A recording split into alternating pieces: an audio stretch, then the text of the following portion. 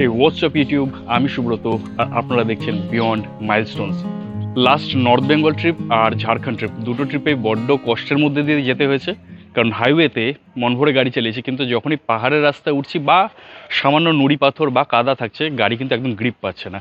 দোষ আমারই, টায়ারটা সময় মতো এখনও চেঞ্জ করা হয়নি। তো আজকে ভাবলাম ছুটির দিন আছে, তো গিয়ে প্রথমে টায়ারটা চেঞ্জ করাই। লাস্ট 2 সপ্তাহ থেকে আমি টায়ার খুঁজছিলাম।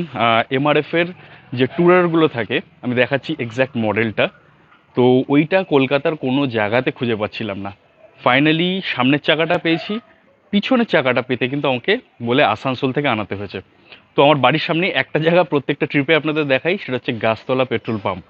ওই গাছতলা পেট্রোল পাম্পে দুই ভাই আছে যারা পাঞ্চার সারানো, টায়ার চেঞ্জ করার সমস্ত কাজ করেন।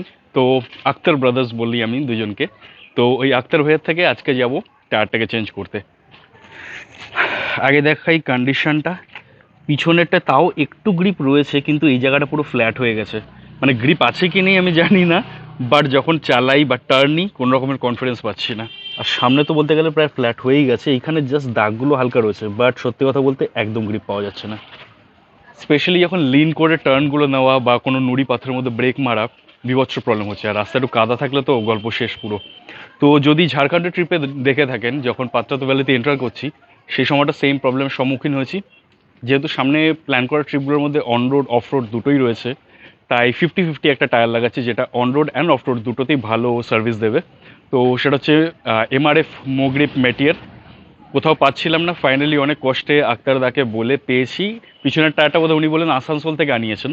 ভিডিওটাকে তাহলে দুটো পার্টে ডিভাইড করি। ফার্স্ট হচ্ছে ইনস্টলেশনটা, এই গাড়ির সাথে কীরকম মানায়, ওভারঅল ফিটিংটা কীরকম হয়, অ্যান্ড নাম্বার 2 হচ্ছে চালিয়ে দেখি কেমন লাগে, ফিলটা কেমন আসে। চলুন।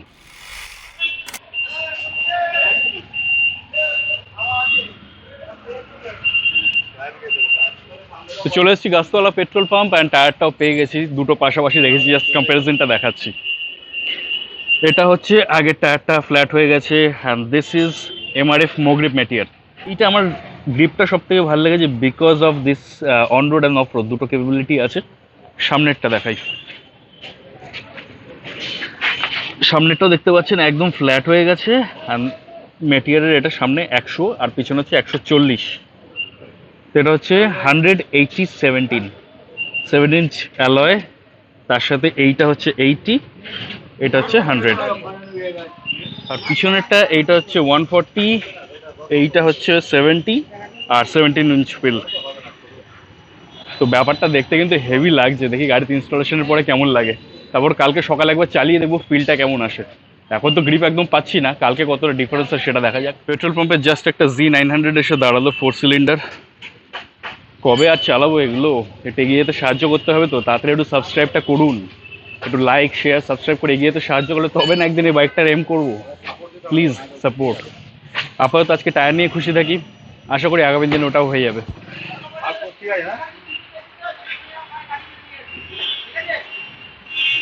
ফাইনালি ফিটিং ডান। এটা সামনেরটা আর এইটা পিছনেরটা। আমার তো পিছনেরটা ব্যাপক লাগছে। তো দাদাকে জিজ্ঞেস করলাম, দাদা বললেন MRF এর যে কোনো মডেল যদি দরকার হয় এখানে আসলে উনি লাগিয়ে দিতে পারবেন। আমি ওনার নাম্বারটা এখানে দিয়ে দিচ্ছি। অ্যান্ড এক আরেকজন কয়ে দুই ভাই, দুই আক্তার ভাই।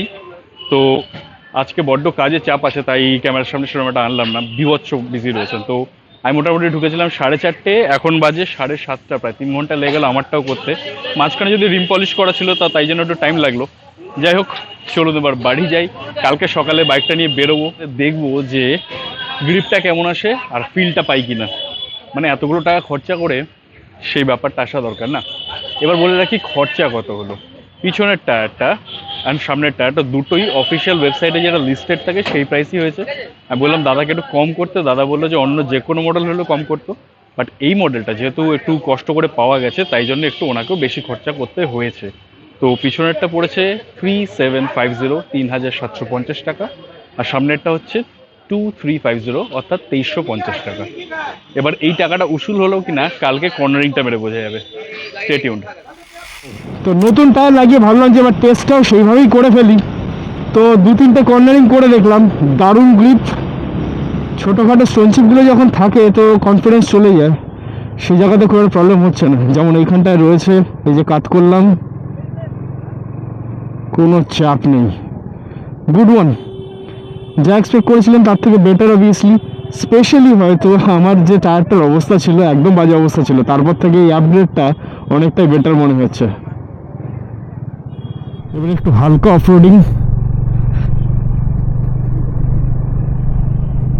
মাটি আর নুড়ি পাথরের মধ্যে এবার অ্যাপ্লাই করবো ব্রেক ইন 3, 2, 1 গো। বাহ, চাকা স্কিড খাইনি আর সুন্দর স্টপ। এবার 40 স্পিডে আর একটু জোরে। ওয়াও, না মোটামুটি স্যাটিসফাইড। তো টায়ারের মডেল নেম, তার প্রাইসিং, তার সাথে ব্রেকিং ফিডব্যাক, গ্রিপ, সমস্ত কিছু মোটামুটি কভার করা হয়ে গেছে। আর কিছু বাড়ানোর নেই। নেক্সট তাহলে আপনাদের সাথে রাস্তায় দেখা হচ্ছে নতুন আর একটা কোনো ট্রিপে। ততদিন স্টে টিউনড আর এইভাবে সাপোর্ট করবেন। Bye bye.